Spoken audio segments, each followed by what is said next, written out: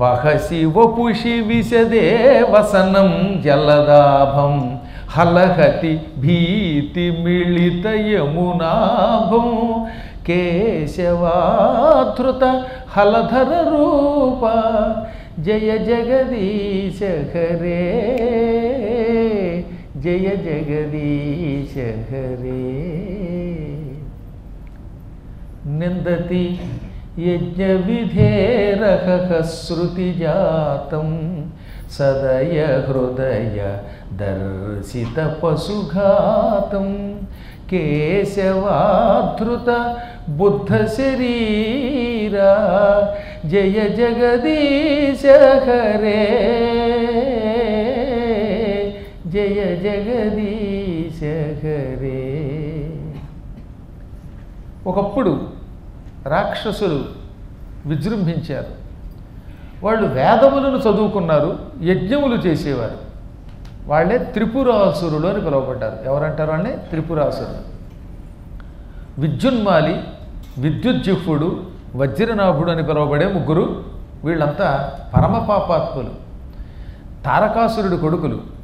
ఈ ముగ్గురు మహాతపస్సు చేశారు. 3 నగరములు సంపాదించారు.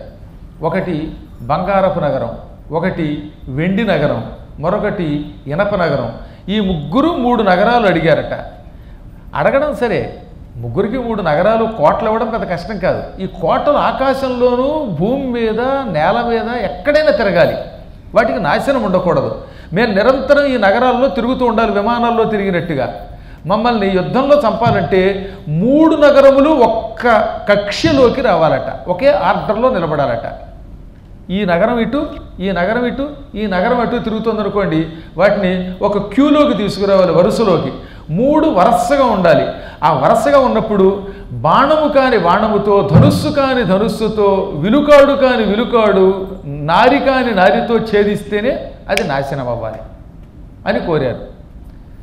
మేము వేదములు చదువుకుని యజ్ఞం చేస్తున్నాం. ఈ వేదమయమైన యజ్ఞము చేసినంతకాలం అటువంటి వాడెవడు మమ్మల్ని చంపకుండా ఉండుగాక అన్నారు. ఇది చచ్చే చావు. ఇది బ్రహ్మ తథాస్తు అన్నాడు. ఇంకేముంది, వాడు విజృంభించారు, ఇష్టం వచ్చినట్టు తిరిగారు. దేవతలు చితక్కొట్టేశారు. సుర సిద్ధ సాధ్య నర కిన్నర పన్నగ యక్ష చారణాసుర విద్యాధర గంధర్వాది జాతులు వాళ్ళందరినీ కాళ్ల కింద పెట్టి తొక్కివేశారు. ఇష్టం వచ్చినట్టు ప్రవర్తించారు, తాగారు, తందనాలాడారు, ఎన్నో అత్యాచారాలు చేశారు.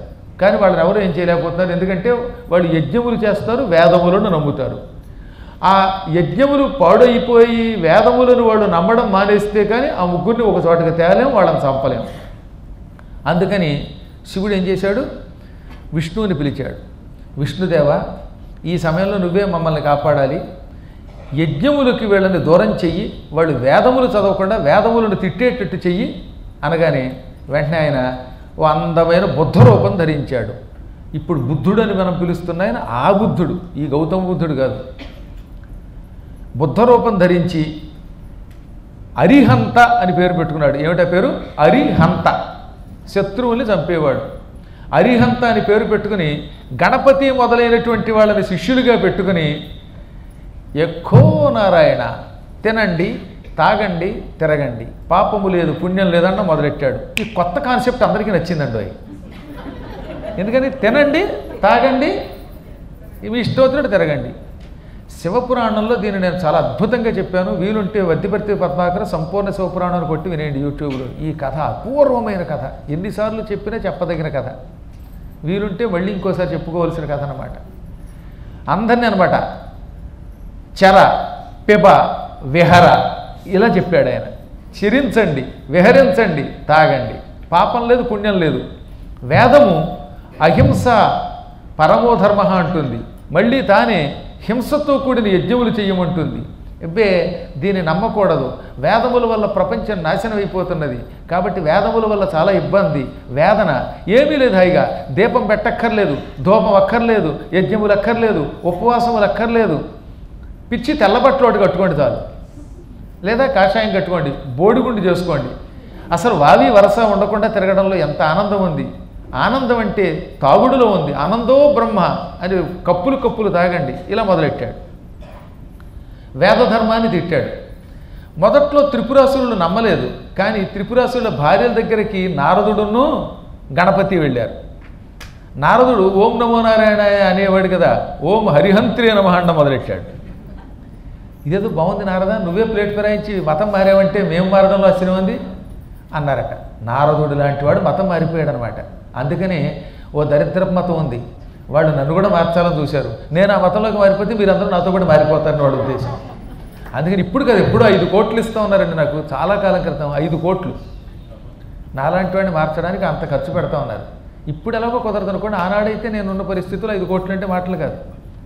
ఇది 30 ఏళ్ల క్రితం. 30 ఏళ్ల క్రితం 5 కోట్లు అంటే ఆలోచించండి. నేను అన్నాను, చిరిగిపోయిన కోటి కంటే తక్కువది నాకు. ఈ 5 కోట్లు కూర్చుని నీ మతంలోకి వచ్చి ఏదో సుఖాలు పొందడం కంటే నేను హాయిగా వేళకింత కాఫీయో చుక్క తాగుతూ మావిడి చేస్తూ అన్నం తినడంలో ఉన్న ఆనందం నాకు లేదు, పోమన్నానంతే. నా భగవంతుడు నేను వదిలి ఎలా వస్తాను? ఇందులో తన ధర్మములో సర్వనాశనమైనా పర్వాలేదు, పరధర్మం భయంకరం. శ్రేయాన్ స్వధర్మో విగుణ పరధర్మాత్ స్వనుష్ఠితాత్ స్వధర్మే నిధనం శ్రేయ పరధర్మో భయావహ. తన స్వధర్మంలో నిధనం శ్రేయ, చచ్చినా పర్వాలేదు అన్నాడండి. నిధనం అంటే చచ్చుట. నీ ధర్మంలో నీ మతంలో ఉంటూ నువ్వు చావు పర్వాలేదు, డబ్బు లేకపోయినా పర్వాలేదు. కాబట్టి నీ మతంలో తిండి లేక చచ్చినా పర్వాలేదు, కానీ పరధర్మం భయంకరం. బాగా అనుష్ఠింపబడిన తన స్వధర్మము కంటే పరధర్మం ఎప్పుడూ డేంజరే. నువ్వు కష్టపడు, నీ ధర్మంలోనే ఉండన్నాడు. కాబట్టి మీరందరూ మీ ధర్మం విడిచిపెట్టకండి. ఎవడైనా మీ దగ్గరకు వస్తే చిత్తొక్కటి భార్యండి అంతే. మిమ్మల్ని మీరు రక్షించుకోండి. ఈ మధ్యన బాగా తయారయ్యారండి శివశక్తి. అలాగే ఈ మధ్యన ఇంకొక అతను ఎవరో కుర్రవాడు తయారయ్యాడు చక్కను, చాలా గొప్ప గొప్పవాడు అంతే. లలిత్ అనే ఆయన తర్వాత తిరురక్షణ సమితి తిరుపతిలోనే ఉంది, తిరుక్షేత్రాల సమితి. ఇలాంటి వాళ్ళు చాలా స్ట్రాంగ్గా తయారయ్యారు. ఊళ్ళో కూడా పరమతాల వాళ్ళు వస్తే తన్ని తరివేస్తారు శుభ్రంగా. మళ్ళీ మళ్ళీ మళ్ళీ మన ధర్మం ఇలా నిలబడాలంటే ఒక నరేంద్రుడు, ఒక యోగి గారి యొక్క అనుగ్రహం మనకు కావాలి. దానికి మనం కృషి చేయాలి. లేకపోతే పనికి వాళ్ళు 10 మంది ఉండి మొత్తం ప్రపంచాన్ని శాసించాలనుకుంటారు వాళ్ళు. మన ధర్మంలో మనం బతుకుతూ ఉంటే మనల్ని బతకని ఒకటి చంపేస్తుంటే ఎలాగండి బాబు, చాలా కష్టం. మన ధర్మాన్ని మనం రక్షించుకోవాలి. దీనికోసం ఏమైపోయినా పర్వాలేదు, మన ధర్మం కంటే ఏ ధనము ఎక్కువ కాదు. ధర్మం కోట్ల ధనం కంటే చాలా లాభం. ఇక్కడ హాయిగా కూర్చుని ఏదో 2 పూరీలు తింటూ ఉంటే మీకు కలిగే ఆనందం, కూర వేసుకుని వాడిచ్చినటువంటి దరిద్రపు మాంసం ముక్కల్లో ఏమో ఏడుస్తుంది. అక్కడ వాడిచ్చేటటువంటి సీసా కోసమో, వాడిచ్చేటువంటి కోడిగుడ్ల కోసమో, వాడిచ్చే బియ్యం కోసమో చేరి ఆ తర్వాత మొత్తం మనకి 10వ భాగం వాడికి అంట కట్టేయటం. ముందు మనకి ఇచ్చినట్టు ఇస్తారండోయ్, తర్వాత మన దగ్గర 10% అంటారు. 10% కదా, తర్వాత మొత్తం లాగేస్తారు. అంత డేంజరస్ మతం మరొకటి లేదనమాట. అటువంటి మతములు ఎప్పటికీ ప్రమాదమని గుర్తుపెట్టుకోండి. అందులో ఎందుకు చెప్తానంటే, నారదుడు అంతటి వాడు నారాయణ స్మరణ విడిచిపెట్టి అరిహంత అనగానే, అరిహంత అంటే విష్ణువు అని తెలుసు కాబట్టి అన్నాడులేండి. గణపతి కూడా అలా రాగానే ఆడవాడు ముందు మతం పుచ్చుకున్నారు. ఎప్పుడు కూడా విదేశాల వాళ్ళు పనిచేస్తారు, ముందు లేడీస్ని మార్చేస్తారు.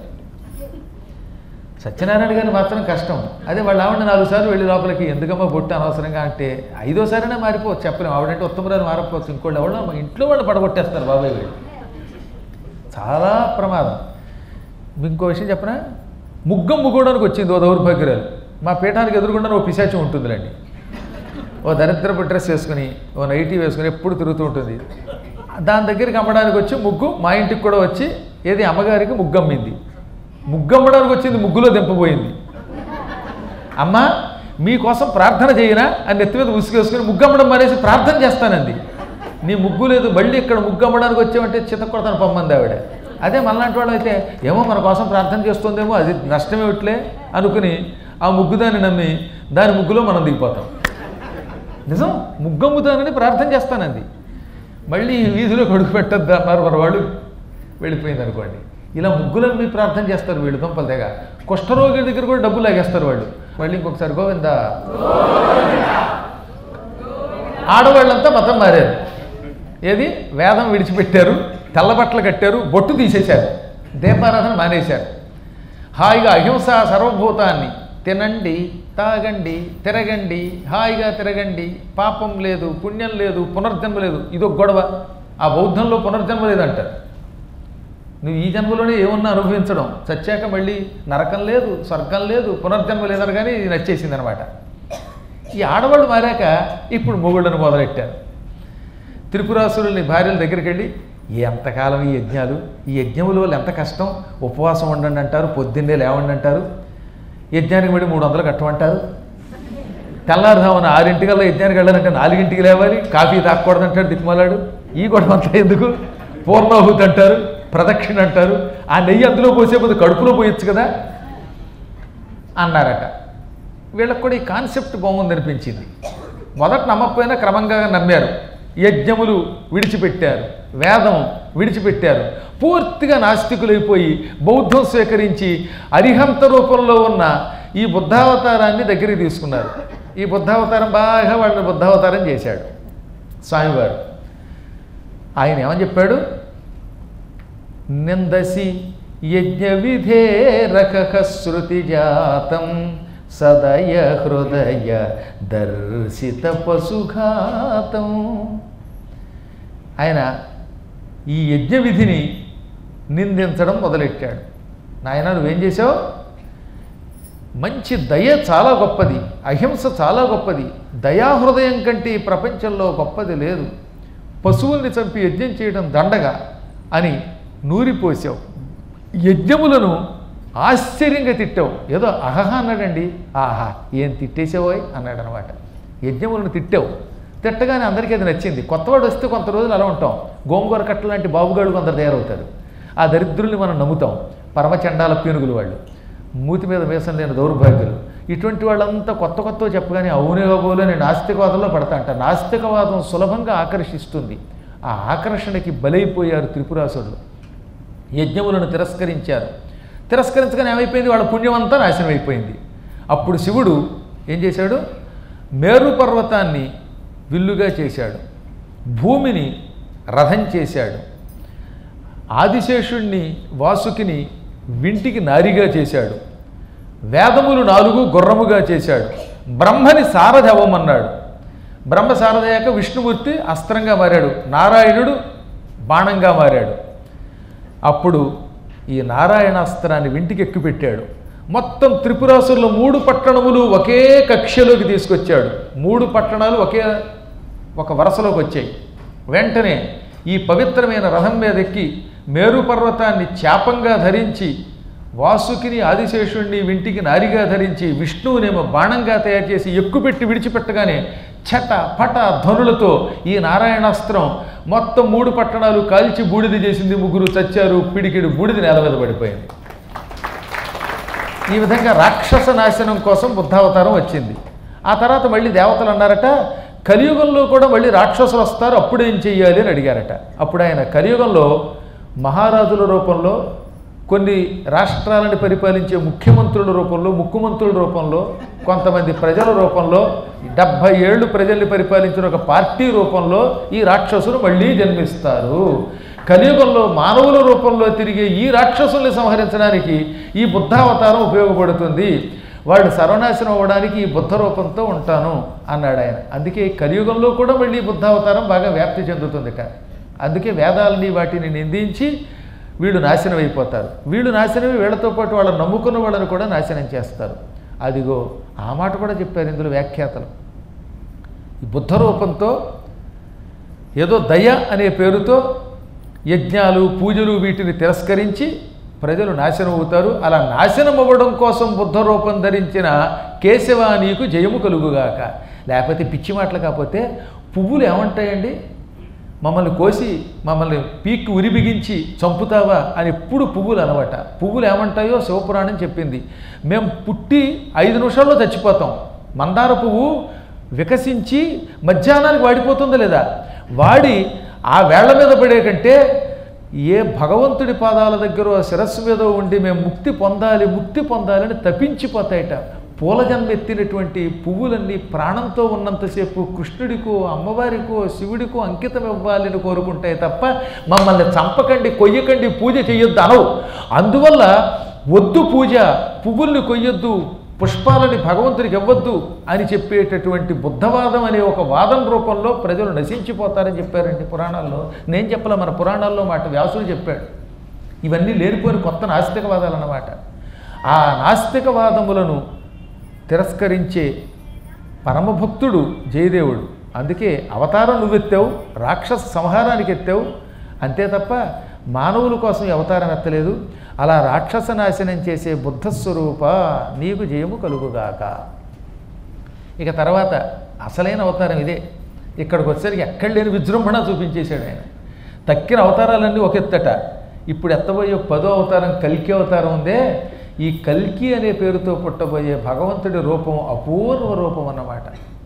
ఈయన శంబల అనే ఒక గ్రామంలో పుట్టబోతున్నాడు. విష్ణుయసుడు అనే పేరు కలిగిన ఒక మహాత్ముడికి, ఒక తపస్యాలికి కొడుకుగా పుట్టబోతున్నాడు. హిమాలయాలలో అదృశ్య రూపంలో ఉంటుంది ఆ శంబల గ్రామం. ఎక్కడో కేదారం నుంచి 10 కిలోమీటర్ల లోపలికి వెడితే అక్కడ అదృశ్య రూపంలో ఎవరికీ కనబడకుండా ఉంటుంది ఈ గ్రామం. అది కొంతమంది మాత్రమే మహాత్ములు అరుదుగా చూడగలుగుతారు, ఎవరు పడితే వాళ్ళు చూడలేరు. అక్కడ ఈ స్వామివారు కలియుగ అంత సమయంలో పుడతాడు. అప్పుడు ఆయన పసుపు రంగులో ఉంటాడు. బంగారం ఎలా ఉంటుందో ఆ రంగులో పుడతాడు. పూర్తిగా సువర్ణవర్ణంతో పుడతాడు. అప్పుడు పూర్తిగా బంగారపు రంగట. ఇంకా ఆయన్ని చూస్తే బంగారమే అలా ఒక రూపం ధరించిందా అన్నట్టుగా ఉంటాడు. పీతవర్ణంలో ఉన్న ఆయన తెల్లని వస్త్రం కడతాట, తెల్లని బట్ట కడతాడు. ఆయన కోసం 4 వేదములు తెల్లని గుర్రం రూపం ధరిస్తాయి. 4 వేదములు ఒకటైపోతాయిటండోయ్. కలియుగాంతంలో వేదములు మళ్ళీ 4 ఏమవుతాయి? ఒకటైపోతాయి. వేదములు ప్రస్తుతం ఋగ్వేదం, యజుర్వేదం, అథర్వణ వేదం, సామవేదంగా ఉన్నాయి. ఈ 4 వేదములు ఒక ముద్దగా మారి తెల్లని గుర్రంగా మారతాయి. ఆ గుర్రం మీద కూర్చుంటాడు ఆయన. గుర్రపు రౌతు కింద ఉంటాడు. అప్పుడు ఆయన వయస్సు 30 ఏళ్ల లోపు ఉంటుంది. చాలా అందంగా ఉంటాడు. ఒత్తైన జుట్టు వేళ్లాడుతూ ఉంటుంది. ఇక్కడి నుంచి ఇక్కడ దాకా నేల దాకా వేళ్లాడుతుంటే ఆయన జుట్టు. కిరీటం ధరిస్తాడు ఆయన. మహారాజ వేషంలో ఉంటాడు. ఆయన చేతిలో కత్తి ఉంటుంది. ఆ కత్తి వంకరగా ఎలా ఉంటుందో తెలుసా? తోకచుక్కలో ఉంటుందట. తోకచుక్క అరిష్టం. తోకచుక్కను చూసిన వాడికి తొందరలో కీడు వస్తుంది. అలాంటి తోకచుక్క అనిపించేటటువంటి పెద్ద కత్తి, మంచి పదునుగా వంకరగా ఉన్న కత్తి ఎత్తుతాడు. ఆ కత్తితో పొడిస్తే లోపల పేగులని బయటకు వచ్చేస్తాయన్నమాట. అటువంటి కరాళమైన కత్తి అది. అటువంటి కత్తి ధరిస్తాడు. ఆ కత్తితో ముందుకు దూకుతాడు. ముందు ప్రేక్షులందరినీ పారేస్తాడు. వాళ్ళ తలకాయలన్నీ తెగి కింద పడుతుంటే నెత్తురు ఏరు కింద ప్రవహిస్తుందిట. ఆ గెడ్డాలు నాచుల్లా కనపడతాయట. ఏట్లో నాచు ఉంటుంది చూసారో అలాగనమాట. అలా తలకాయలు కొట్టుకుపోతూ ఉంటాయి. ఇక అక్కడి నుంచి మ్లేచ్చులందరినీ, ఈ పరమతస్తులందరినీ, వేదములను నాశనం చేసి ఎంతోమంది మహాత్ముల్ని చంపిన దుర్మార్గులందరినీ పట్ట పట్ట పట్ట వేసి పారేస్తాడు. అందరూ చచ్చాక ఇక ఇలా పురాణములు వినే పవిత్రులైన మీలాంటి వేదస్వరూపులు మాత్రం మిగులుతారు. మిమ్మల్ని రక్షిస్తాడు. అక్కడితో ఈ కలియుగం అంతమైపోయి మళ్ళీ కృతయుగ ధర్మం ఏర్పడుతుంది. కృతయుగం మళ్ళీ చక్క త్రేతాయుగం మొదలవుతాయి అన్నమాట. ధర్మ సంస్థాపన కోసం అవతరించబోతున్నవాడు కల్కి అంటే. ఆ కల్కి అనే అవతారమును జయదేవుడు అద్భుతంగా వర్ణించాడు. మ్లేచ్ఛ నివహ నిధనే కలయసి కరవాలం ధూమకేతుమివ కిమపి కరాళం కేశవా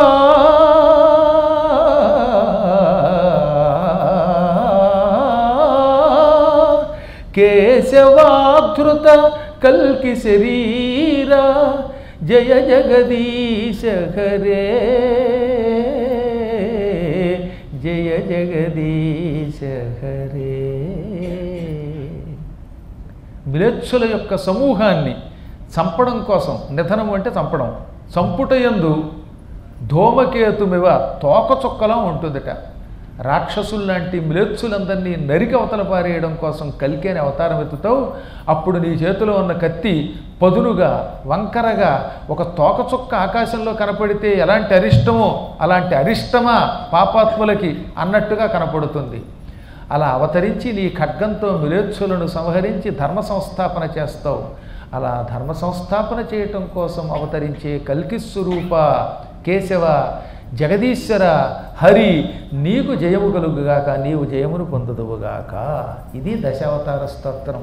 మహాద్భుతముగా తన తపశ్శక్తితో కృష్ణుడిని దర్శించి జయదేవుడు రాశాడు. ఈ స్తోత్రమునికే పద్మావతి కాళ్ళ మీద పడిందనమాట. అప్పుడు గురువుగారు ఏం చేశారని చెప్పానన్నా, వాళ్ళిద్దరికీ పెళ్లి చేశాడు. అప్పటికే పరాశరుడు వచ్చాడు కదా, తమ్ముడు పరాశరుడు. నాయనా పరాశర, వీళ్ళు కవిత్వం రాసుకుంటారు మంచివాళ్ళు, కనీసం ఉదర పోషణ కూడా చూసుకోరు, మరీ పద్మాకర్ గారిలాగా అమాయకులు. అందుకే వీళ్ళని ఎవరైనా మోసం చేస్తారేమో నాకు భయం. నువ్వే వీళ్ళని రక్షించనగా రక్షణ బాధ్యత నాదండి. మాకు మంచి ఇల్లుంది, మా అమ్మ నాన్న వీళ్ళ కోసం ఎదురు చూస్తున్నారు. కోడలతో పాటు అక్కడికి వచ్చిన మా జయదేవుడిని చూసి మా అమ్మ మా నాన్న ఎంతో ఆనందపడిపోతారు. ఎందుకంటే ఈ మధ్యన పెళ్ళిళ్ళు అవ్వటం లేదు. పెళ్ళిళ్ళ కోసం ఎన్ని ప్రకటనలు ఇచ్చినా పెళ్ళిళ్ళు అవ్వటం లేదు కదా. డైరెక్ట్గా పెళ్లి చేసుకుని తానే వచ్చేస్తే ఎంత ఆనందం మరి. అందుకని కోడల్ల కొడుకు పెళ్ళమ్మా రావమ్మా ఓహో రావమ్మా అని మేడలోకి ఆ కోడల్ని ఆహ్వానిస్తారు. అనగానే ఆయన సంతోషపడి ఇక వెళ్ళిరండి అన్నట్టే. వీళ్ళ దగ్గర సామాన్యం ఏడిసింది 2 నారచీరలు తప్ప ఈ మూట పట్టుకుని బయలుదేరారట. పాపం వాళ్ళ దగ్గర పెద్ద లగేజ్ కూడా లేదండి. సూట్ కేసులు, మళ్ళీ రైల్లోంచి వర్షంలో తడవకుండా ఉండడానికి ట్రాలీలు. మహానుభావుడు పరాశరుడు వీళ్ళని వెంట పెట్టుకుని కొంచెం తెలివైన వాడు, ఆర్గనైజేషన్ బాగా తెలిసిన వాడు కనుక ఈ బిందు ద్వీపము అని చెప్పే బిందు బెల్లం అనేటటువంటి గ్రామానికి వచ్చాడు. నిన్నే చెప్పారు ఎవరో, ఎన్ని కిలోమీటర్లు ఉంది ఆయన ఇక్కడికి? అది ఇంచుమించుకి 50 కిలోమీటర్ల దూరంలో ఉందిటండి, తక్కువేం కదట. పూరీ జగన్నాథానికి ఇంచుమించుకి 50 కిలోమీటర్ల దూరంలో ఇంటర్నెట్లో కొట్టాడు ఆయన, చూపించాడు. ఆ గ్రామం 50 కిలోమీటర్స్ దూరంలో ఉందిట. ఎవరు? జయదేవుడు పుట్టిన ఊరు. ఇప్పటికీ ఆ ఇల్లు ఉందని అక్కడ వాళ్ళు చూపించారు ఒకప్పుడు మాకు, అందుకని చెప్తాను నేను. ఈ మధ్యన మేము చూడలేదు కానీ 2018లో వచ్చాం కానీ వెళ్ళలేదు మేము. ఎప్పుడో మా చిన్నప్పుడు చూసాం.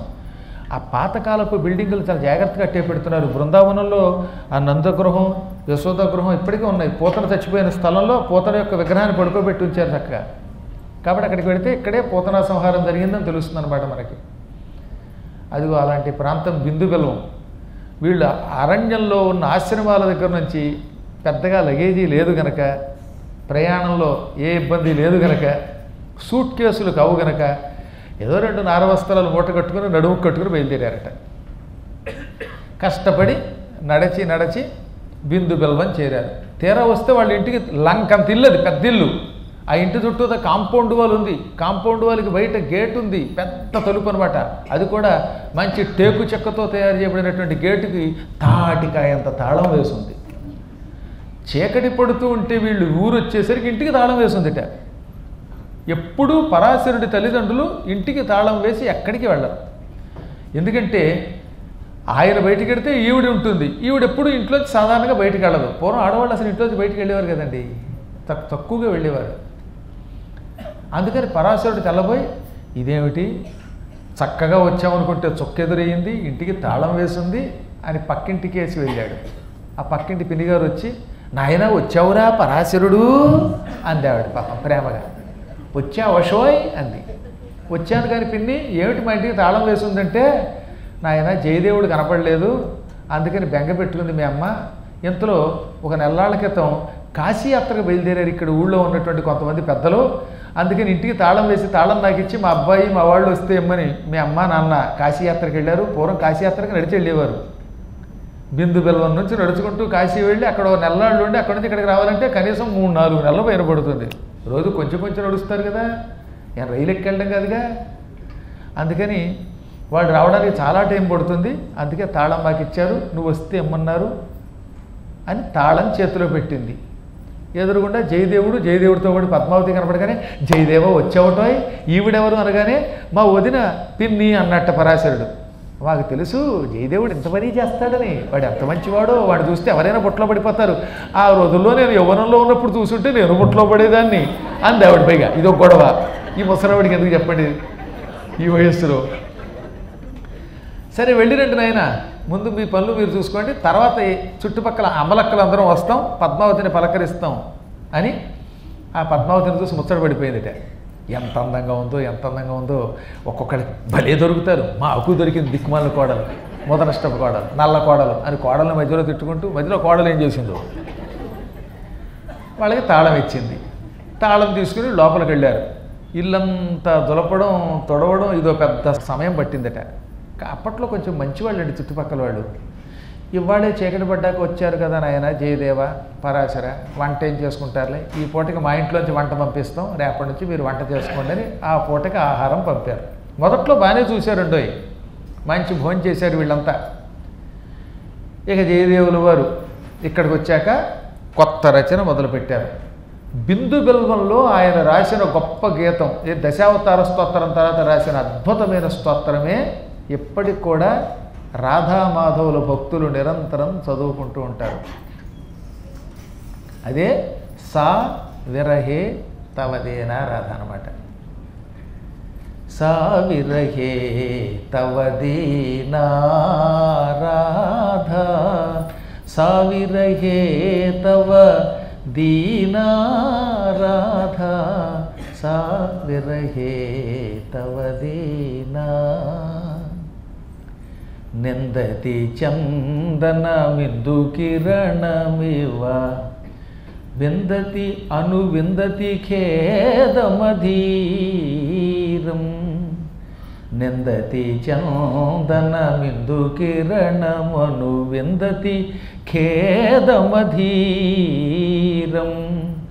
వ్యాళ నిలయమిళనేన గరళమివా,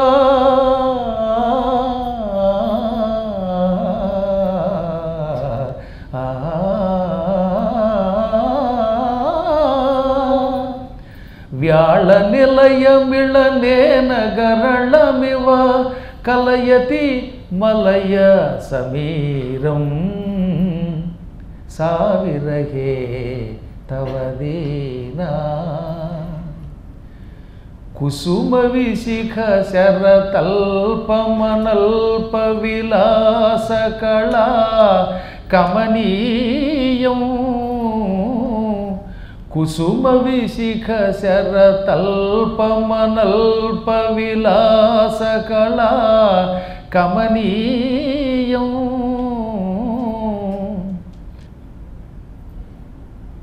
శ్రీ రాధామాధవులకు ఒకసారి భక్తితో నమస్కారం చేసుకోండి. ఆయన అక్కడికి ఇంటికి రాగానే ఈ కథ చెప్పిన తర్వాతే మిగతా పాటంతా మనం పాడుకుందాం. ఆయనకి ఇంట్లో చాలా పెద్ద పెరడు ఉన్నదట. ఆ పెరట్లో రాధాదేవి శ్రీకృష్ణుడి దగ్గర నృత్యం చేస్తున్నది. అందులో నుంచి రాధా శరీరంలోంచి ముందు రుక్మిణి బయటకు వచ్చింది. కొంచెం జాగ్రత్తగా వినాల్సినటువంటి గొప్ప కీర్తన. నేనే కళ్ళ ముందు ఆ రూపాన్ని అనుభవిస్తున్నానంటే రాసినవాడు ఎంత అనుభవించి ఉంటాడో చూడండి. అందులోంచి ముందు రుక్మిణి బయటకు వచ్చింది, తరంతరం జాంబవతి బయటకు వచ్చింది, సత్యభామ వచ్చింది, కాళింది, మిత్రవింద, నాగ్నజితి, భద్ర, లక్షణ వీళ్ళంతా బయటకు వచ్చారు. అంటే ఒకే రాధ ఈ అష్టమహిషులుగా మారిపోయింది. రాధ కిందే ఉంది ఓ దివ్యశక్తి. అష్టమహిషులు బయటకు వచ్చారు. చుట్టూత 16,000 మంది క్షత్రియ కన్యకలు బయటకు వచ్చారు. కృష్ణుడు వివాహం చేసుకున్న క్షత్రియ కన్యకలు. వీళ్ళంతా కృష్ణుడి చుట్టూ తిరుగుతున్నారు. అది చూచి రాచిన మాట అన్నమాట. అక్కడ రాధాదేవి ఒక అందమైన తల్పం పెట్టింది. ఆ తల్పంలో పువ్వులు ఉన్నాయి. అక్కడ మన్మథ క్రీడ కోసం ఏర్పాటు చేయబడిన తల్పమట. అదనమాట రెండో పాదం. కుసుమ విశిఖ శరతల్పమనల్ప విలాస కళా కమనీయం. వ్రతమివ తవ పరీరంభ సుఖాయ కరోతి కుసుమ శయనీయం. సా విరహే తవదేనా. ప్రతిపదమిదమపి నిగదతి మాధవ, నిగదతి మాధవ, నిగదతి మాధవ, తవ చరణే పతితాహం. రాధాదేవి మాట్లాడితే ఏం మాట మాట్లాడినా కృష్ణ కృష్ణ అని పలుకుతుంది. నిగదతి పలుకుతున్నది. గదతి అంటే పలుకుట, నిగదతి చక్కగా పలుకుతున్నది. ఏమంటోంది? తవ చరణే పతితాహం, నేను నీ పాదాల మీద పడతాను అంటోందట. ఎప్పుడు చూసినా రాధతో పాటు ఉన్న ఈ పరివారం అంతా ఎవరికి వాళ్ళు కృష్ణ మాకు ఈ జన్మలో నువ్వు ఒక్కడివే దిక్కు, నీ కాళ్లే దిక్కు, నీ కాళ్ళ మీద పడతామంటారట. ఎందుకంటున్నారు? కృష్ణుడు లేకపోతే ఉండలేరు కనుక. ప్రస్తుతానికి ఈ క్లుప్తార్థం చెప్పామా? ఇందులో ఉన్న అపూర్వమైన మొత్తం భాగవత గాథంతా చెబితే కానీ ఈ పాట యొక్క అర్థం తెలియదు. శ్రీకృష్ణుడికి చాలామంది భక్తులు ఉన్నారు. ఒక్కొక్క భక్తుడిది ఒక్కొక్క విధానం. అందులో రుక్మిణీదేవి ఎప్పుడూ కృష్ణుడితో పాటు పానుపు మీద కూర్చోవాలనుకుంటుంది. ఏమనుకుంటుంది? తన మందిరంలో కృష్ణుడు ఉండాలి, ఆయన పానుపు మీద పడుకుంటూ ఉంటే తాను పాదాలు ఒత్తాలి, ఆయనకి తాను దూరం అవ్వకూడదు, ఆయన పాదసేవ చేయాలి, ఆయన కౌగిలించుకోవాలి, ఆయనకి భోజనం పెట్టాలనుకున్నదట.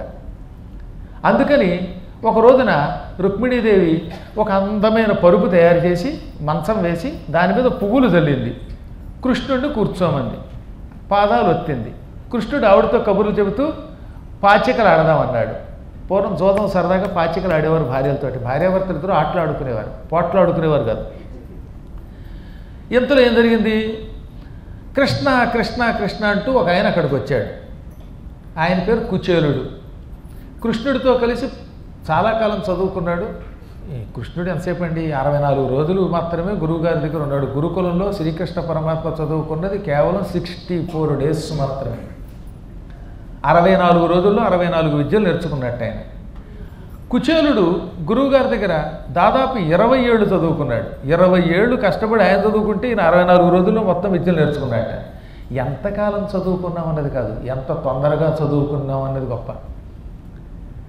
భాషా ప్రవీణతది, విద్యా ప్రవీణతది, ఎంఏ చదివి ట్రైనింగ్ అయిపోయినా భగవంతుడి అనుగ్రహం ఉంటే 2 రోజులు ఇంట్లో గుర్తుంటే వస్తాయి. ఏ భాషా ప్రవీణ చదవకుండా వీడు భాషా ప్రవీణ అయిపోవచ్చు. అది భగవద్ అనుగ్రహం. నేను చెప్పడం కాదు, భాగవతమే చెప్పింది. సాందీపని అనే గురువు దగ్గరికి బలరామకృష్ణులు చదువుకోవడానికి వెళ్ళారు. గురువుగారు ప్రేమతో వారికి సీట్ ఇచ్చాడు. వాళ్ళు కేవలం 64 రోజుల్లో విద్యలు నేర్చుకున్నారు. 64 విద్యలు 64 దినంబులంతన వారల్ నెరవాదులైన కథమున నెరినొక్కొక్క నాటి వినికి నేర్చిరిలేశ. 64 విద్యలు 64 రోజుల్లో రోజు గురువుగారు ఒక్కొక్కసారి చెబుతూ ఉంటే విని కంఠస్థం చేసేసారట. గురువుగారు ఒక ఉదాహరణకు ఒక వేదం చెప్పారనుకోండి, ఆ వేదం విని ఏది ప్లీజ్ రిపీట్ అనేవారు కాదట, మళ్ళీ చెప్పమనేవారు కాదు.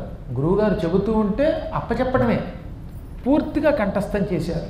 వేదములు, వ్యాకరణములు, ధనుర్విద్య, అక్షవిద్య, స్వరకళ, సంగీతం, సాహిత్యం, ఇలా సకల శాస్త్రములు కేవలము 64 రోజులలో నేర్చుకున్నారు. దాంతో గురువుగారికే మతిపోయింది. ఒరే నాయనలారా, నా దగ్గరికి చాలామంది విద్యార్థులు వచ్చారు.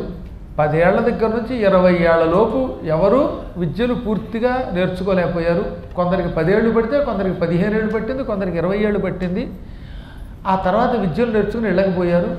మీరు కేవలం 64 రోజుల్లోనే విద్యలు నేర్చుకున్నారు. ఎంతటి పండితుల్ని నేను ఎక్కడా చూడలేదన్నట్టు ఆయన. అప్పుడు వాళ్ళు, మా విద్య పూర్తయింది కదా, మీకేం దక్షిణ కావాలో కోరుకోండి అన్నారు. గురువుగారు కోరుకోవచ్చు, ఏదైనా ఇస్తాడు ఆయన. కానీ గురువుగారు ఏమన్నాడు? నాయన కృష్ణ, బలరామ, బంగారము, ధనము, వస్త్రములు, భూములు ఇచ్చే శిష్యులు చాలామంది ఉన్నారు నా దగ్గర. కానీ ఆ దానం నాకు అక్కర్లేదు, ఆ దక్షిణ అక్కర్లేదు. మీలాంటి శక్తివంతులైన శిష్యులు ఇంతవరకు నాకు దొరకలేదు. 64 విద్యలు 64 రోజుల్లో నేర్చుకున్నప్పుడే మీరు కారణజన్ములు, అవతారమూర్తులు, భగవత్ స్వరూపులు నాకు అర్థమైపోయింది. అందుకే మిమ్మల్ని ఎవరూ కోరని గొప్ప దక్షిణ కోరుతున్నాను అన్నాడు. కోరుకోండి అన్నారు శిష్యులు. మాకొక్కడే కొడుకు, మేము కాశీ నుంచి సౌరాష్ట్రం అంటే గుజరాత్లో ఉన్న ప్రభాస క్షేత్రానికి వెళ్ళాం. గ్రహణం అది. గ్రహణానికి, సూర్యగ్రహణానికి స్నానం చేసి తరించిపోదామని వెళ్ళాం అక్కడికి. మా కళ్ళ ముందు మా కుమారుడు సముద్రంలో ప్రవేశించాడు. ఓసారి మునిగాడు, పైకి తేలాడు, మళ్ళీ మునిగాడు, పైకి తేలాడు, మూడోసారి మునిగాడు, ఇక కనబడకుండా పోయాడు. ఎప్పుడు? Last year సూర్యగ్రహణానికి.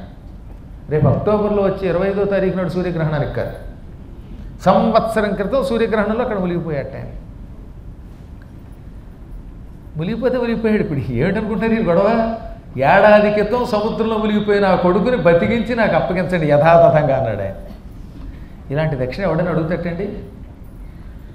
అంభోరాశి ప్రభాస తీర్థమున మున్నస్వత్తను సంభవుండు అంభోగాహన చేయుచున్ మునిగిలేడయ్యల్ కృపాంభో నిధుల్ శుంభద్వీర్యులు మీరు మీ గురునకు చోద్యంబుగా శిష్యతం గాంభీర్యంబున పుత్ర దక్షిణ ఇడం కర్తవ్యముహ్యం పరే.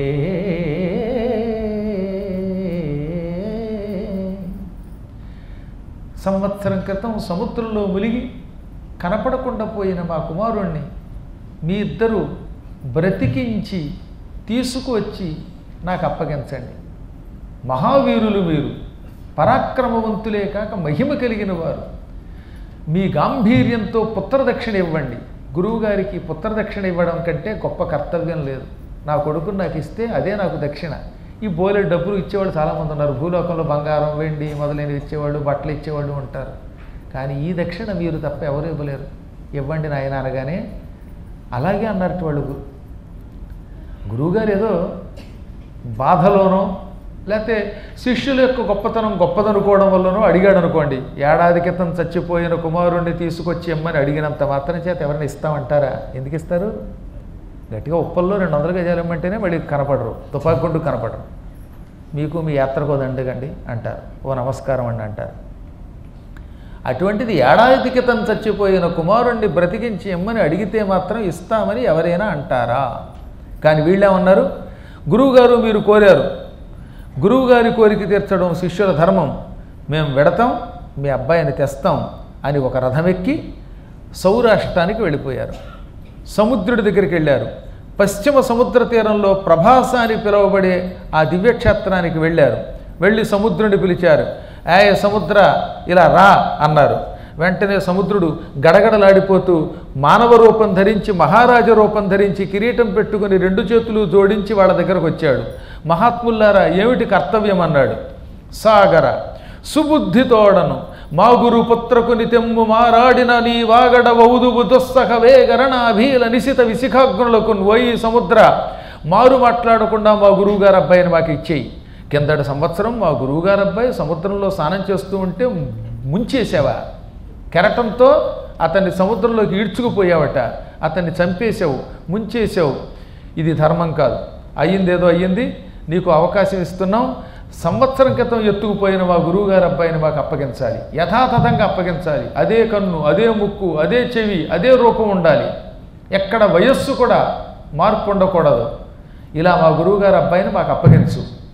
మారు మాట్లాడితే నిన్ను భస్మం చేస్తాం, మా అగ్నిజ్వాలల వంటి బాణములతో నిన్ను బీడు కట్టేస్తాం.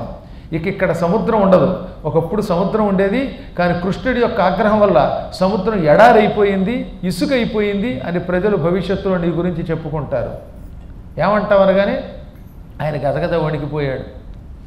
చీటికి మటికి నా మీద బాణం ఎక్కువ పెడితే అలా కృష్ణ, నేను మామగారిని, మామగారంటే దిక్కుమాల అల్లుళ్ళకి ఎప్పుడూ లోకువే అన్నాడు. రామావతారంలో బాణం ఎక్కువ పెట్టావు, ఏదో బ్రిడ్జి కట్టుకో అన్నాను. ఇప్పుడు మళ్ళీ కృష్ణావతారంలో బాణం ఎక్కువ పెట్టావు. ఇలా చీటికి మాటికి మామగారి మీద దండెత్తడం అల్లుడికి ధర్మం కాదు. పైగా నేనేం తప్పు కూడా చేయలేదు, ఇది నా తప్పు కాదు. వంచన ఎంత లేదు యదువల్లభులారా, ప్రభాస తీర్థమందు అంచితమూర్తి విప్రసుతుడు ఆర్యుడు తోయములాడుచుండ ఉత్సంచలితోర్మి యొక్కటి ప్రచండగతిం కొనిపోయే పోవగా పంచజనుండు మృంగే అతి భాసురశీలుని విప్రవాలునిల్. నేను ఏమీ అసత్యం ఆడటం లేదు, మోసం లేకుండా చెబుతున్నాను. క్రిందటి సంవత్సరం ఈ ప్రభాస క్షేత్రంలో మీ గురువుగారు అబ్బాయి స్నానం చేయటానికి వచ్చిన మాట నిజం, ములిగిన మాట నిజం. ములిగిన తర్వాత నేను చంపలేదు, తిరిగి ఒడ్డు మీదకి పంపేవాడినే. ఈలోపు తమాషా జరిగింది. నా సముద్ర జలములలో పంచజనుడు అని పేరు కలిగిన ఒక రాక్షసుడు ఉన్నాడు. వాడు జలరాక్షసుడు, తిమింగలముల కంటే భయంకరుడు. వాడు మీ గురువుగారు అబ్బాయి నీటిలో ములిగినప్పుడు గుటుక్కును మింగేశాడు. పంచజనుడు మింగడం వల్ల మీ గురువుగారు అబ్బాయి మరణించాడు. వాడెవడో రాక్షసుడు నా సముద్ర జలాల్లో ఉండి మీ గురువుగారు అబ్బాయిని చంపితే మధ్యలో నువ్వు నా మీద పడితే ఎలాగా? సముద్రం అన్నాక ఎన్నో జీవులకి నిలయం అది. అందులో తిమింగలాలు ఉంటాయి, మొసళ్ళు ఉంటాయి, చేపలు ఉంటాయి, చెత్తా చెదారాలు ఎన్నో ఉంటాయి. అవన్నీ వాటి పనులు చేసుకుంటూ ఉంటాయి. అవన్నీ నేనేం చేయలేను కదా. కాబట్టి నా తప్పు లేదు, నన్ను శిక్షించొద్దు. పంచజనుడు మీ గురువుగారు అబ్బాయిని మింగాడు గనక వాడి దగ్గర నుంచి మీ గురువుగారు అబ్బాయిని తీసుకెళ్ళమన్నట్ట. ఇదంతా కృష్ణుడికి తెలియదా? కొన్ని పనులు కావాలని చేస్తాడు ఆయన. ఓహో, పంచజనుడు నీ కడుపులో ఉన్నాడా, వాడి సంగతి చూస్తాను అని సముద్రంలోకి రథంతో పాటు వెళ్ళిపోయాడు. వెళ్ళిపోయి ఎక్కడ్రా పంచజనుడా అని సముద్రం అంతా గాలించాడు. ఓ చోట సముద్రంలో గాఢంగా నిద్రపోతున్నట్ట. ఎవడో ఈ పంచజనుడు. వాడు అప్పుడే బ్రేక్ఫాస్ట్గా ఒక 1000 తిమింగలాలు, ఓ 10,000 చేపలు, ఓ 1000 మొసళ్ళు, ఇవి వాడికి బ్రేక్ఫాస్ట్. శుభ్రంగా టిఫిన్ తిని గుర్రు పెట్టి నిద్రపోయాడు. రాక్షసులు పగలు నిద్రపోతారండి, రాత్రి మెలకుగా ఉంటారు. అందుకే నిశాచరులు అంటారు వాళ్ళని. ఆ రాక్షసుని చూచి వాడిని లేపాలి, లేపకుండా చంపకూడదు. అందుకని శంఖం ఊదేట కృష్ణుడు బయ్యని. ఆ శంఖం దెబ్బకి ఉలిక్కిపడి లేచాడు వాడు. మన వాళ్ళు అప్పుడప్పుడు ఉపన్యాసం వింటున్నప్పుడు నిద్రపోతున్నప్పుడు గోవిందానగానే ఉలిక్కి పడతారు సరే. అందులో మావాడు సాయి రాధే రాధే అని అరిచాడా, ఎవడైనా లేచి కూర్చోవలసింది దెబ్బకి. అలా వీడు ఉలిక్కిపడి లేచాట. శంఖారావముతోడ పంచజనుడున్ శంకించి చిత్తంబులో సంఖ్యన్నుండుగా వార్ధిదొచ్చి దహన జ్వాలాభహేమోజ్వలత్పొంకాస్త్రంబున వాని గూల్చి జఠరంబున్ వృచ్చి గోవిందుడ ప్రేంకచిత్తుడు వాడు కనుక గురు ప్రేమోదితోద్యోగుడై. ఆయన శంఖం ఊదడంతో వణికిపోయాడు నిద్రపోతున్నవాడు. ఉలిక్కిపడి లేచాడు, కంగారు పడిపోయాడు, ఖిన్నుడైపోయాడు. ఎవడ్రా వాడు? గాఢముగా సముద్ర జలములలో పీకిదాకా తిని నిద్రపోతూ ఉంటే నా గుండెలు బేజారెత్తిపోయేలాగా శంఖం ఊదాడా? వాడి సంగతి ఏమిటో చూస్తాను, వాడిని మింగుతాను అని ఒక్కసారిలో ఒళ్ళు విదిలుచుకుని బద్ధకంగా ఒళ్ళు విరుచుకుని ఆవులించాట. పెద్ద పెట్టున అని ఆవులించాట. దిక్కుమాలను కొంతమంది నోరలు ఆవులిస్తే అందులోంచి వచ్చే వాసనతో చుట్టుపక్కల ప్రాంతం అంతా గుబాళించిపోతుంది. అందులో చేపలు తిని తిని తిని తెగ తినేసి ఉన్నాడు రకరకాల చెత్త అంతా, పళ్ళు తోముకోడు పైగా. దానివల్ల ఏమైపోయిందనమాట, ఆ నోట్లోంచి దుర్వాసన. అలాంటి వాసనతో పైకి లేచాడు. కృష్ణుడి కేసు చూశాడు. అప్పుడు కృష్ణుడు ఆగ్నేయాస్త్రం వేశాడు. అగ్నిజ్వాలల వంటి బాణం వెళ్ళి వాడిని చీల్చేసింది. వాడు చచ్చాడు. అప్పుడు వాడి పొట్టని కోసేట కృష్ణుడు. సంవత్సరం క్రితం వాడు ఎవడో మింగేసేట. ఈ రాక్షసుడు ఏడాది క్రితం గురువుగారు అబ్బాయిని మింగాడు. ఇప్పుడు కృష్ణుడు వాడి తల కాల్చి పొట్ట చీల్చి పొట్టంతా వెతికి ఎక్కడ పొట్టలో కనబడ్డే గురువుగారు అబ్బాయి అన్నట్ట. మీకు కూడా తెలుసు కదా, పొద్దున్నే వాడు ఒక అరడదను పూరీ తిన్నాడు, కూర తిన్నాడు. ఇంకో పావు గంట అయ్యాక పొట్టలో చూడండి పూరీలు ఉంటాయా? అది దిక్కుమాల పదార్థం, ఏ పదార్థమైనా అవ్వచ్చు అది. అవునా? ఏడాది క్రితం గురువుగారు అబ్బాయినేమో వాడు మింగితే ఇప్పుడు వాడు పొట్ట కోసి పొట్టలో వెతుకుతాడేమిటి కృష్ణుడు? మనకు అనుమానం రావాలి కదా. గురువుగారు అబ్బాయి ఉపనయనమై గాయత్రి మంత్ర అనుష్ఠానం చేసిన పుణ్యాత్ముడు. అటువంటి వాడు కడుపులోకి వెళ్ళిపోతే పశ్చిమ సముద్ర జలంలో ఒక ఏడాది పాటు ఉన్న ఎముకలు శంఖములుగా మారిపోతాయి. అందుకే చచ్చిపోయిన వాళ్ళు మెడకు ఒక బండరాయి కట్టి ద్వారక దగ్గర సముద్రంలో వేసేస్తారు. కొంతకాలం సముద్రంలో ఉండిపోతే ఆ ఎముకల్లోంచి శంఖ చక్రాలు పుడతాయి, శంఖములు ముఖ్యంగా పుడతాయి. అందుకే సన్యాసులు అక్కడ పారేస్తూ ఉంటారు అందులో. ఇప్పుడు ఈ కుర్రాడు కడుపులో ఒక శంఖంగా మారిపోయాట. పంచజనుడి కడుపులో ఉండడం వల్ల దాన్ని పాంచజన్యము అన్నారు. ఆ శంఖం కోసం పొట్ట కోసాడు ఆయన. ఆ కడుపులో ఉన్న శంఖం బయటికి తీశాడు. దానవ దేహజమగు ఆ మానిత శంఖంబు గొనుచు మసలక ఏమాత్రం ఆలస్యం చేయకుండా ఆ కడుపులో ఉన్న శంఖం తీసుకుని దానికి పాంచజన్యం అని పేరెట్టి బయ్యను ఊదుకుంటూ ఈ శంఖాన్ని తీసుకుని ఈ ఇద్దరు మళ్ళీ ఎక్కడికి వెళ్ళారు? నరకలోకానికి వెళ్ళిపోయారు. ఇందుకోసం కేవలం ఆ శంఖం కడుపులో ఉంది, అది ఉపయోగించుకుందాం, దానివల్ల ఆ గురువుగారి అబ్బాయి ఎముకలకు కూడా పవిత్రత వస్తుందనుకుని ఆ శంఖాన్ని తీసుకున్నారన్నమాట వాళ్ళు. కృష్ణుడి యొక్క రథం సముద్రంలోకి వెళ్ళగలదు, ఆకాశంలోకి వెళ్ళగలదు. రివ్వున ఆకాశ మార్గంలో ఈ రథం వెళ్ళింది, యమలోకానికి వెళ్ళింది, నరకలోకానికి వెళ్ళింది.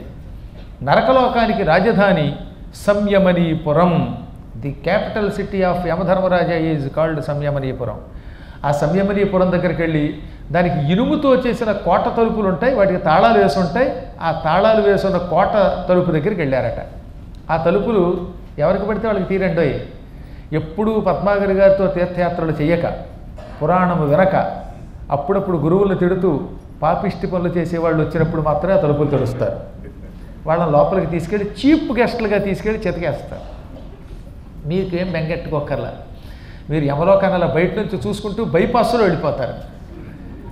మీకోసం బైపాస్ రోడ్డు వేశారు అక్కడ. మీరంతా శ్రద్ధతో పురాణం వింటున్నారని నేను అనుకుంటున్నాను. గ్యారంటీగా శ్రద్ధగా వినవాళ్ళు చేయొద్దండి, అందరూ ఎత్తేశారు. యమలోకం అంటే అందరికీ భయమే. అందుకని కాబట్టి ఇక్కడ ఈ పురాణం విని తీర్థయాత్రలు చేసిన పుణ్యాత్ములు మాట వరసకు కూడా యమలోకము లోపలికి వెళ్లకుండా బైపాస్లో వెళ్ళిపోతారు.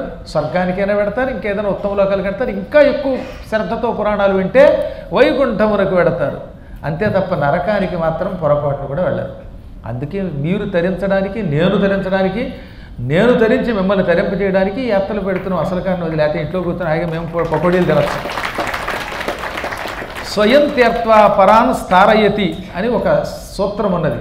స్వయం అంటే తనకు తాను, తీర్థ తరించి, పరాన్ ఇతరులను, తారయతి తరింపజేస్తాడు. ముందు తాను తరించాలి, ఇతరులను తరింపజేయాలి.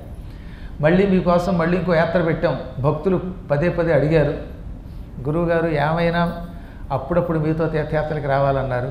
అందులో వచ్చే సంవత్సరం 3 నెలల పాటు దేశంలోనే ఉండం మేము. 2 నెలలు అమెరికా, కొద్ది రోజులు కెనడా, లండన్ కొంత, ఇలా చాలా దేశాలు ఉన్నాయి. అందుకని వచ్చే సంవత్సరం ఫిబ్రవరి 23వ తారీఖు కదా నాయన, 23న బయలుదేరి నైమిషారణ్యం పెడుతున్నాం. నైమిషారణ్యంలో ఈసారి కనీసం ఒక 500 మందికి అవకాశం ఇస్తారు భాగవత్ సప్తాహానికి. నైమిషారణ్యంలో ఎన్నిసార్లు సప్తాహం చేసినా అది పుణ్యమే. కనీసం ఒక 100 సప్తాహాలు చేయాలి, కుదరకపోవచ్చు కానీ కొంతైనా చేయాలి. నైమిషారణ్యంలో భాగవత్ సప్తాహం చేసి అక్కడ తప్పక చూడవలసిన కొన్ని ప్రదేశాలు ఉన్నాయి కదా. ఏమేంటవి? పరమ పూజ్యుడు రామచంద్రుడు ఏర్పాటు చేసిన హత్యాహరణ తీర్థం, బ్రహ్మహత్యా పాపాలు తొలగించే తీర్థం, గోమతి స్నానం, అన్నిటికీ మించి దధీచి మహర్షి తపస్సు చేసిన కుండం దధీచి కుండం, అలాగే అక్కడ చక్కెర తీర్థం, ఇలా చాలా ఉన్నాయి. బిల్వము తేలేటటువంటి తీర్థం, ఇవన్నీ కూడా చూపించి అన్నీ చూసిన తర్వాత అక్కడి నుంచి అయోధ్య రావడం. అయోధ్యలో 3 రాత్రులు ఉండాలో 2 రాత్రుల్లో చెప్పారు. మా వాళ్ళ కోరిక ఏదో ఉంది చాలామంది భక్తులు. అక్కడ అయోధ్యలో అన్నీ చూసి సరయూ స్నానం చేసి అక్కడి నుంచి కాశీ వచ్చి మధ్యలోనే ఈ భరతుడి యొక్క నగరం మఖోడ అంటే పుత్రకామేష్టి యాగం జరిగిన స్థలం, ఇవన్నీ అక్కడ చూడాలి. అందుకే అక్కడ 3 రోజులు 2 రోజులు వాళ్ళు చెప్తారు. 3 రాత్రుల్లో అయిన తర్వాత కాశీ, వారణాసి నుంచి తిరిగి ఎవరిదాన్ని వాళ్ళు పంపేటటువంటి యాత్ర ఆగస్టులో అనుకుంటున్నాం. మోస్ట్ ప్రాబబ్లీ దక్షిణాది యాత్ర చేయాలనుకుంటున్నాం. అనగా 2 దక్షిణాది యాత్రలు ఉన్నాయి. అందులో రామేశ్వరం, కన్యాకుమారి, కాంచీపురం, ఆ బెల్ట్ అంతా శ్రీరంగం, ఇవన్నీ చూపించేటట్టు రామేశ్వరంలో రామేశ్వర ఖండ పురాణం చెప్పుకునేటట్టు అనుకున్నాం. అది అయ్యాక మరొకటి ఏమిటి, గోకర్ణ క్షేత్రం చాలా బాగుంటుంది. అక్కడ ఓ పక్కన పశ్చిమ సముద్రం, ఇది రావణాసురుడి ఆత్మలింగం తీసుకొచ్చి అక్కడ పెట్టేసిన స్థలం అన్నమాట. అది అక్కడ కొండ మీద నుంచి కిందకి మంచినీళ్ళు ప్రవహిస్తూ ఉంటే ఒక గొప్ప సెలయేరు, సముద్ర స్నానం చేసిన అంటే అందులో స్నానం చేసినట్టు ఎంత హాయిగా ఉంటుందో చూడడానికి. ఓ పక్కన సముద్రం, ఉప్పు నీటి స్నానం, అయిన వెంటనే గంగా స్నానంలో ఉంటుందన్నమాట. ఎంత అద్భుత క్షేత్రం అండి. ఈ 2 వచ్చే సంవత్సరం ఆగస్టులో అనుకుంటున్నాం. గోవిందా. ఇప్పుడు వీళ్ళిద్దరూ నరకలోకానికి ఎందుకు వెళ్ళారంటే గురువుగారి అబ్బాయి కోసం, మన కోసం కాదు. కృష్ణుడు బలరాముడు మనల్ని నరకం నుంచి తప్పించేటటువంటి వాళ్ళు, తీర్థయాత్రలు చేసేవాళ్ళని వైకుంఠానికి పంపించేవాళ్ళు కేవలం గురుపుత్రుడి మీద ప్రేమతో నరకానికి వెళ్ళారట. సంయమనీపురం యొక్క ఇనప తలుపులు వేసున్నాయి. అక్కడికి వెళ్ళి కృష్ణుడు భై అని వెళ్ళి పాంచజన్యం ఊదాడు. ఆ దెబ్బకి యముడి గుండెలు కూడా కలచి వేయబడ్డాయి. యముడికి భయం కలిగింది. యముడు నిజానికి భయపడ్డాడోయ్. ఇతరులను భయపెడతాడు తప్ప ఆయనకి భయం ఉండదు. భీతి పొందేలా చేస్తాడు తప్ప తాను భీతి పొందని నిర్భీతిపరుడైన యముడు కూడా ఈ శంఖారావానికి కిన్నుడైపోయాట. ఒక్క క్షణం వణికిపోయాడు. తేరుకుని పళ్ళు పటపట కొరికాడు. ఎవడ్రవాడు నానగరం దగ్గరకు వచ్చి శంఖం ఊత్తాడా? అస్మద్బాహుబలంబుగై కొనక శంఖారావముల్ మానసాపస్మారంబుగ ఎవ్వడొక్క నగర ప్రాంతంబునంజేసి మద్విశ్వేరావహరోషపావకునిచే విధ్వస్తుడైవాడు తా భస్మం వైచెడునంచు అంతకుడు కోప ప్రజ్వలన్మూర్తి అయి. నా పరాక్రమం ఏమాత్రం లెక్క చెయ్యక, యముడంటే ఏ ప్రాణినైనా ప్రాణం తీసి ఇక్కడికి తీసుకొచ్చి శిక్షించే మహాత్ముడని గ్రహించక నా నగరం దగ్గరకు వచ్చి ఎవడో నా గుండెలు కూడా అదిరిపోయేలాగా, నాకు మూర్ఛ వచ్చేలాగా శంఖం ఊత్తాడా, వాడి సంగతి చూస్తాను, యమదండంతో వాడిని పడగొడతాను. చిరునవ్వుతో నేను కోపగిస్తే కూడా అవతలవాడు బూడిదైపోతాడు. యముడు ఎక్కువ కోపగించక్కర్లా, నవ్వుతూనే అవతలవాడిని శిక్షించగలడు. అలాంటి కోపముతో జగత్తుని భస్మం చేసే నేను నా గుమ్మం దగ్గర శంఖం ఊదిన వాడిని నాశనం చేస్తాను అని పలికి తలుపు తీసుకుని దండం పుచ్చుకుని దున్నపోతు మీద ఎక్కొచ్చాడు. ఆయన వాహనం దున్నపోతు, మహిషం మీద ఎక్కొచ్చాడు. ఎక్కి ఎదురుగుండా చూశాట బలరామకృష్ణుల్ని. వెంటనే దున్నపోతు నుంచి ఢాముని కిందకు దూకేశాడు, దండం కింద పెట్టాడు, అమాంతంగా సాష్టాంగ దండ ప్రణామం చేశాడు. నయమే ఇంకా చేతిలో దండం ఎత్తాను కాదు, ఎవరో వచ్చి శంఖం ఊదారు, దానివల్ల నాకు కోపం వచ్చింది, ఆ కోపంతో వాళ్ళని చంపాలని వచ్చాను. తొందరపడి దండమెత్తుంటే వాళ్ళు నన్ను కూడా దండించేవారు అనుకుని ముందు సాష్టాంగ దండ ప్రణామం చేసి 2 చేతులు జోడించి మహాత్మా, కృష్ణ, వాసుదేవ, జగన్నాథ, పరంధామ అని స్తుతించి పూజించి ఈ దాసుడిని అనుగ్రహించడానికి రథం ఎక్కింత దూరం వచ్చారా? ఎవరో సామాన్యులు అనుకున్నాను నేను. సామాన్యుడు నా నగరం దగ్గరికి రాగలడా? వచ్చినా శంఖం ఊదగలడా? ఊదితే బతుకుతాడా? మీరు కారణజన్ములు, అవతారమూర్తులు, నన్ను అనుగ్రహించడానికి వచ్చారు. ఈ దాసుడితో పనేమిటి? అయినా మీరు స్వయంగా రావాలా? కాకితో కబురు పెడితే నేనే వచ్చేవాడిని కదా అనగా, కాకులు దొరక్క మేమే వచ్చాం, మేము వచ్చాం కాబట్టి నువ్వు ఎలాగో మా దగ్గరకు వచ్చావు, ఏం కావాలో ఆ కోరిక తీరుస్తానన్నావు, తీర్చాలి. మా గురువుగారు అబ్బాయి ఇక్కడే ఉన్నాడు నీ దగ్గర. ఎలా చెప్పగలం ఘంటాపథంగా? దుర్మరణం పాలైనవాడు నరకానికి ఎడతాడు, సముద్రంలో కొట్టుకుపోయి చచ్చిపోయినవాడు, నదుల్లో కొట్టుకు చచ్చిపోయినవాడు, యాక్సిడెంట్లో లారీల కింద బస్సుల కింద పడి చచ్చిపోయేవాళ్ళు, విషం తాగి ఆత్మహత్య చేసుకున్నవాళ్ళు, మేడ మీద నుంచి కిందకు దూకి చచ్చిపోయిన వాళ్ళు, కోపం వచ్చేస్తే పెళ్ళి అవ్వలేదని ఎంట్రీని తాగేయకూడదు, తాగేస్తే అలా చచ్చిపోతే పిశాచాలు అవుతారు, నరకానికి పోతారు. ఇలా ఆత్మహత్య చేసుకున్న వాళ్ళంతా నరకానికి వెళతారు. బ్రాహ్మడి చేతిలో శాపానికి గురి చచ్చినవాడు, చండాలుడి వల్ల హత్య కావింపబడినవాడు, వీళ్ళంతా నరకానికి పోతారు. మా గురువుగారు అబ్బాయి సముద్రంలో మునిగి చచ్చిపోయాడు కనుక నీ దగ్గరే ఉన్నాడని నాకు తెలుసు, అతన్ని తీసుకొచ్చి మాకు అప్పగించు అనగానే యముడు చిత్తం అని లోపలికి వెళ్ళాట. మారు మాట్లాడకుండా లోపలికి వెళ్ళి ఓ పాశం తెచ్చాడు. ఆ యమపాశం చివర ఓ బొటన వేలంత ఉన్నది ఆత్మ, తళ తళ మెరిసిపోతూ.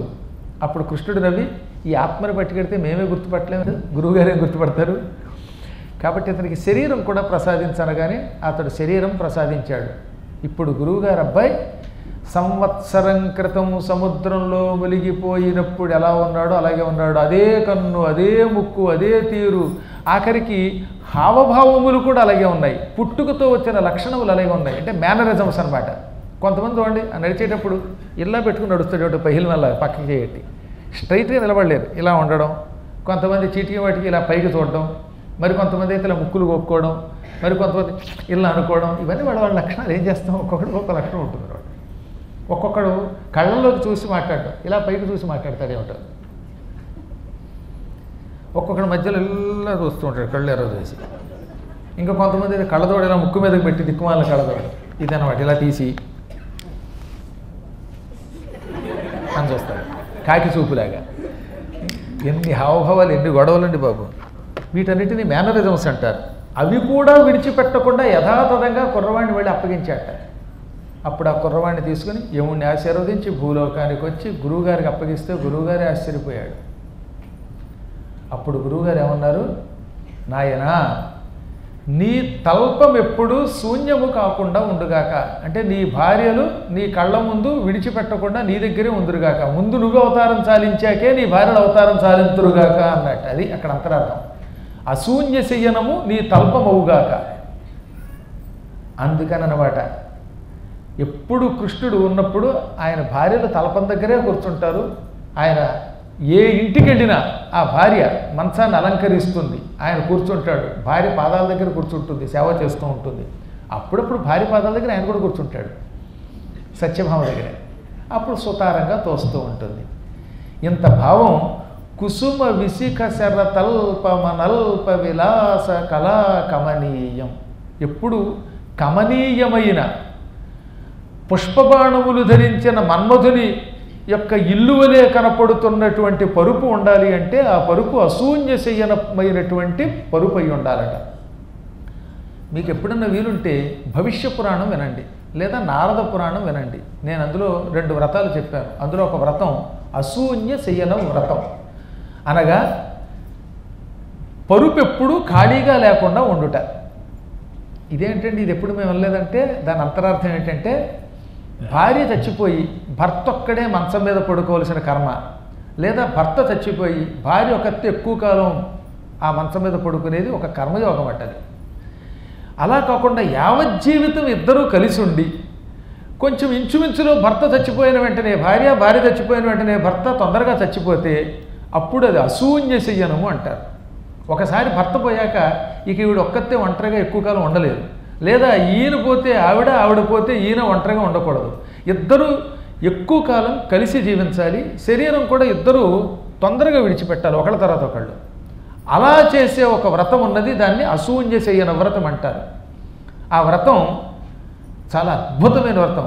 సాధారణంగా దాన్ని విధి నాడు చేస్తారు కదమ్మా. ఆ వ్రతం గురించి రాసి ఇచ్చాను నేను. ఈ వ్రతం చేసుకున్న వాళ్ళు కలిసే ఉంటారట. అందుకే ఆ వ్రతంలో ఏమంటారంటే ఒక శ్లోకం ఉంటుంది, ఓ లక్ష్మీ వల్లభ, నువ్వు లక్ష్మీదేవిని ఎప్పుడూ విడిచిపెట్టకుండా వక్షస్థలం మీద ధరిస్తావు, లక్ష్మి నీ పాదాలు విడిచిపెట్టకుండా ఉంటుంది, మీరిద్దరూ కలిసే ఉంటారు. అందుకే లక్ష్మీనారాయణులు అవినాభావ సంబంధం కలిగిన వాళ్ళు. అలాగే మా భార్యాభర్తల్ని కూడా ఉన్నంతకాలం విడదీయకు. భార్య పోయి భర్త పోయి భార్య ఏడుస్తూ కూర్చునే దుస్థితి లేకుండా చెయ్యి అని అందులో సంకల్పం ఉంటుంది. ఆ వ్రతం చేసుకున్నవాడు, అలా కలిసి ఉన్నవాళ్ళు ఉన్నాను, నేను చూశాను, అందుకు చెప్తున్నాను. భక్తితో చేసుకున్నవాడు అలాగే ఉంటారు. అందరికీ ఆ వ్రతం మీద అవగాహన ఉండదు, చేసినా అంతలా ఫలించదు. ఎందుకంటే అంత శ్రద్ధగా చేయాలి, చాలా కష్టపడి చేయవలసిన వ్రతం అది. ఆ వ్రతాన్ని లక్ష్మీనారాయణులు అనుష్ఠానం చేశారు రుక్మిణిగా కృష్ణుడిగా ఉన్నప్పుడు. ఎందుకు అనుష్ఠానం చేశారు? గురువుగారి ఆశీస్సులు. గురువుగారు ఎందుకు ఆశీర్వదించాడు? తన కొడుకుని బతికించివ్వడం వల్ల ఆనందపడిపోయి, మీ భార్యాభర్తలు ఎప్పుడూ కలిసిమెలిసి ఉందురుగాక, నువ్వు అవతారం చాలించాక ఇక నీ భార్యలు నీకు ఎక్కువ కాలం దూరంగా ఉండకుండా ఉందురుగాక అన్నట్ట. అందుకనే భక్త జయదేవుడు కుసుమ విశిఖ శరతల్పమనల్ప విలాస కళా కమనీయం అని అంత అందంగా రాశాడనమాట. ఇప్పటికీ మనకి చాలా సమయం అయ్యింది. మిగతా విశేషాలన్నీ కూడా ఇందులో ఇంకా చాలా అపూర్వమైన గూఢార్థాలు అవి ఉన్నాయి. ఇందులో ఈ ఒక్కదానికే ఇంత అంతరార్థం ఉందంటే మిగతా ఎన్ని ఉంటాయో ఆలోచించండి. ఇందాక మీకు ఏం చెప్పాను అది మర్చిపోకూడదు. రాధ శరీరం నుంచి అష్టమహిషులు వచ్చారు, 16,000 మంది కృష్ణుడి భార్యలు వచ్చారు. వీరంతా ఆ పానుపు చుట్టూ కూర్చుని ఉన్నారు. వీళ్ళందరినీ జయదేవుడు చూస్తున్నాడు. అందులో ముందు ఆయన రుక్మిణీ మందిరానికి వెళ్ళాడు.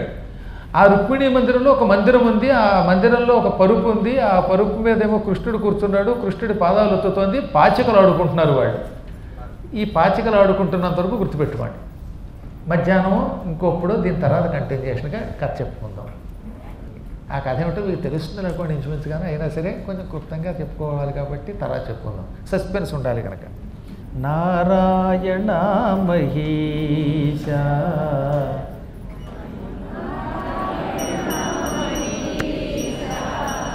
వైకుంఠపుర నివాస నారాయణ మహీష వైకుంఠపుర నివాస నీలాంబుద ప్రకాశ నిజ భక్త హృదయవాస నారాయణ మహీష వైకుంఠపుర నివాస వరమందు సిరివసింప చరణముల ధరల శోప ఉరమందు సిరివసింప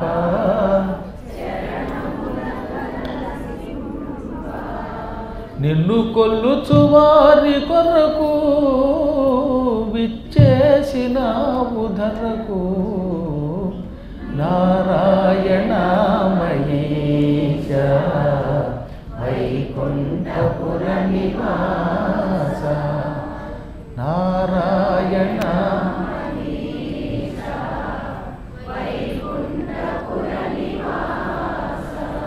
పద్మాకరగ్రహీత ధోత ప్రపంచభూత పద్మాకరగ్రహీత ధోత ప్రపంచభూత నాసిత నృలోక కష్ట నిజ భక్త హృదయ తుష్ట నారాయణమయీశ వైకుంఠపుర నివాస నీలాంబుద ప్రకాశ నిజ భక్త హృదయవాస నారాయణమయీశ వైకుంఠపుర నివాస. ఈ పాటలో పద్మ అంటే లక్ష్మీదేవి. ఎప్పుడు లక్ష్మీదేవి చేతిని పట్టుకుని ఉంటాడు ఆయన. లక్ష్మీ వల్లభుడు, పద్మాకరగ్రహీత, పద్మాకర గ్రహీత, పద్మాకరుడి చేత పట్టుకోబడిన వాడు. ధోత తొలగించబడిన, ప్రపంచభూత. ఈ సంసారం ఓ పిశాచం లాంటిది, ఓ భూతం లాంటిది. పంచభూతాలతో కూడిన ఈ ప్రపంచం ఉందే, ఇది భయంకరమైన పిశాచం. ఈ పిశాచాన్ని ఎవరూ వదలించలేరు. ఒక్క స్వామివారు అయితే ఏం చేస్తారట, ఆయన స్మరణ చేస్తే ఈ ప్రపంచం అనే భూతాన్ని వదలగొట్టేస్తారనమాట. అంచేత వదలగొట్టబడిన ప్రపంచమనే భూతం కలవాడా, నీ నామస్మరణం చేసినంత మాత్రం చేతే ఈ సంసార భ్రమ తొలగిస్తావు, ఈ సంసారం అనే పిశాచాన్ని దూరం చేస్తావు. నాసిత నృలోక కష్ట. నృలోకం అంటే నరలోకం, మానవలోకం. ఈ మానవలోకంలో ఉన్న కష్టాలన్నీ నాశనం చేస్తాడు. మానవలోకంలో మానవులకు ఉన్న కష్టాలు ఎన్నండి బాబు.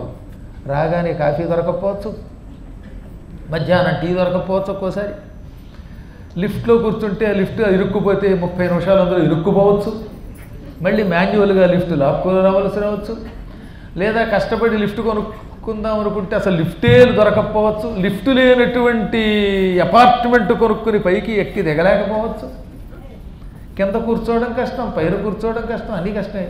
తిండి ఎక్కువైతే కష్టం. పూరి బాగుందని కరకరలాడుతుందని ఇక స్కోర్ వేసుక్కుతున్నట్ట, మధ్యాహ్నం ఆకలి వేయట్లేదట, అది కష్టమే. ఎన్ని కష్టాలండి మా ఇద్దరు కష్టాలు.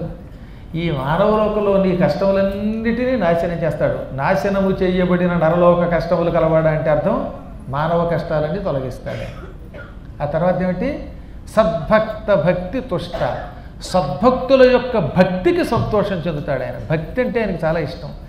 ఇంకా ఎక్కువ ఆడంబరాలు అక్కర్లేదు. అలాగని పూజ మానవాని కాదు సుమా, భక్తికి తొందరగా సంతోషిస్తాడు. అటువంటి నారాయణ మహీశ, భూదేవి వల్లభుడైన శ్రీదేవి భూదేవి వల్లభుడు. ఎక్కువగా భగవంతునికి మహీశ అనే శబ్దానికి ఎక్కువ ఇష్టపడతాడు. దానికి గల కారణం సత్యనారాయణ వ్రతకల్పంలో అద్భుతమైన కథ ఉన్నది. సంపూర్ణమైన కథ వింటే మీకు ఆశ్చర్యం కలుగుతుంది. ఒకప్పుడు భూలోకంలో మానవులకి కష్టాలు ఎక్కువైపోతే ఈ కష్టాలు తొలగించమని భూదేవి స్త్రీ రూపం ధరించి భగవంతుడి దగ్గర మొరపెట్టింది. సరిగ్గా ఆ సమయానికే నారదుడు కూడా అక్కడికి వచ్చాడు. ఎక్కడికి వెళ్ళినా కష్టాలే ఉన్నాయంటే అప్పుడు సత్యనారాయణ వ్రతం ఇచ్చి ఈ వ్రతాన్ని నారదుడిని భూలోకంలో వ్యాప్తి చేయమంటే సత్యదాసుడు అని పేరు కలిగిన ఒక కుర్రవాడు నారదుని ద్వారా ఈ వ్రతాన్ని వ్యాప్తి చేశాడు. చేసినవాడు కాశీలో చేశాడు. కాశీలో బ్రాహ్మడు చేశాడని చెప్పుకున్నాం కదా. అంత అద్భుతమైన కథ అనమాట. కేవలం భూదేవి కష్టాలు తొలగించడానికి ఆవిడ స్త్రీ రూపంలో వేడుకుంటేనే వచ్చాడు. అప్పుడు శ్రీదేవి అలిగిందండోయ్, ఎప్పుడు ఈ భూమిని నువ్వు ఇష్టపడతావు, ఎప్పుడు అక్కడే అవతరిస్తావు, ఎప్పుడు చూసిన ఇద్దరం భూమికి వెళ్ళడమే, సీతావతారం అంటావు, నన్ను రాముడిగా అవుతావు, అప్పుడు దూరం అయ్యాం, కృష్ణావతారం అంటావు, ఇప్పుడు ఈ కలియుగంలో సత్యనారాయణ వ్రతకల్పం అంటావు, అదంటావు ఇదంటావు అని లక్ష్మి అలిగినట్టు నటించిందిట.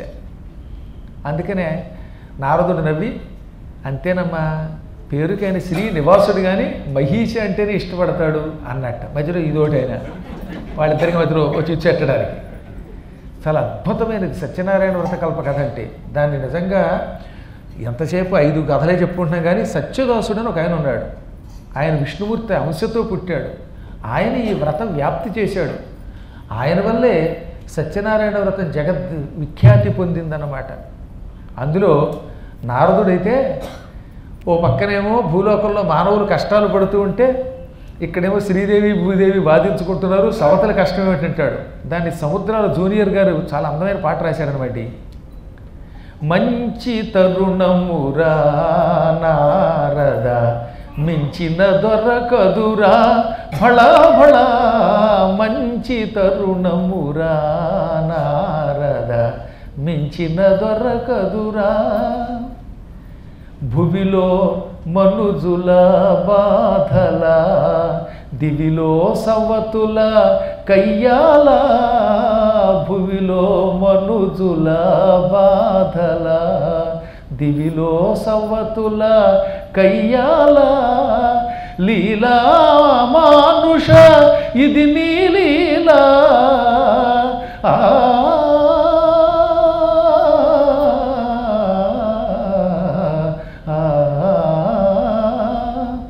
లీలా మానుష ఇది నీ లీలా, పలుకతరమా ప్రేమలోల, మంచి తరుణమురా నారద మించిన దొరకదురా భళా భళా, మంచి మంచి తరుణమురా. ఎంత అందంగా రాశాడు. ఏది ఆమెనా ఆయనకి మహీశ శబ్దం అంత ఇష్టం అన్నమాట. మహికి వల్లభుడు, సమస్త లోకాలకి అధిపతి ఆయన. భూదేవికి వల్లభుడు అవడంలో ఆశ్చర్యం ఉన్నది. అందుకని నారాయణ మహీశ. కానీ వైకుంఠపురంలో ఉంటావు, వైకుంఠంలోనే ఉంటావు కదా అని మళ్ళీ చివరినే ఉన్నాం. నిజభక్త హృదయ వాస, కేవలం వైకుంఠంలో ఉండడు, తన భక్తుల యొక్క హృదయంలో ఉంటాడు. ఆయన కాంతి నీలాంబుద ప్రకాశ, నల్లని మేఘం వంటి కాంతితో వెలిగిపోతూ ఉంటాడు. నీలమేఘఛాయ శరీరుడు ఆయన. ఈ భావం అంతా కేవలం రూపాన్ని చూచి తెల్లవారుజామున రాసిన పాట అన్నమాట. అందుకే వీలున్నప్పుడు ఆ పాట మీరు కూడా పాడుకుంటే భగవద్ అనుగ్రహం పొందగలుగుతారు.